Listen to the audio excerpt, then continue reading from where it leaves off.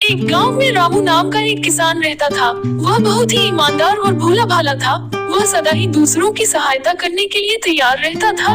एक बार की बात है कि शाम के समय वह दिशा मैदान शौच के लिए खेत की ओर गया। दिशा मैदान करने के बाद वह ज्यों ही घर की ओर चला त्यों ही उसके पैर में एक अरहर की खूंटी। अरहर काटने के बाद खेत में बचा हुआ अरहर के डंठल का थोड़ा बाहर निकला हुआ जड़ सहित भाग कर गई।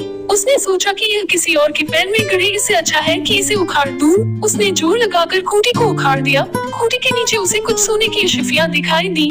उसके दिमाग में आया कि यह पता नहीं किसका है, मैं क्यों लूं? अगर ये अशफियां मेरे लिए है तो जिस राम ने दिखाया वह घर भी पहुंचाएगा। जे राम देख हमने वही घरे पहुंचे ही। इसके बाद वह घर आकर यह बात अपनी पत्नी को बताई। रामू की पत्नी उससे भी भूली थी। उसने यह बात अपने पड़ोसी को बता दी। पड़ोसी बड़ा ही घात था। रात को जब सभी लोग खा पी कर सो गए तो पड़ोसी ने अपने घर वालों को जगाया और कहा, चलो हम लोग अशरफी को खोद लाते हैं। पड़ोसी और उसके घर वाले कुदाल आदि लेकर खेत में पहुंच गए।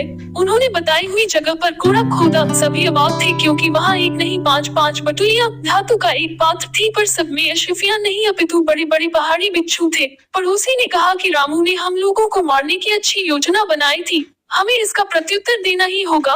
उसने अपने घर वालों से कहा कि पांचों बटुलियों को उठाकर ले चलो और रामू का छप्पर फाड़कर इन बिच्छुओं को उसके घर में गिरा दो, ताकि इन बिच्छुओं के काटने से मियाँ बीवी की लीला समाप्त हो जाए।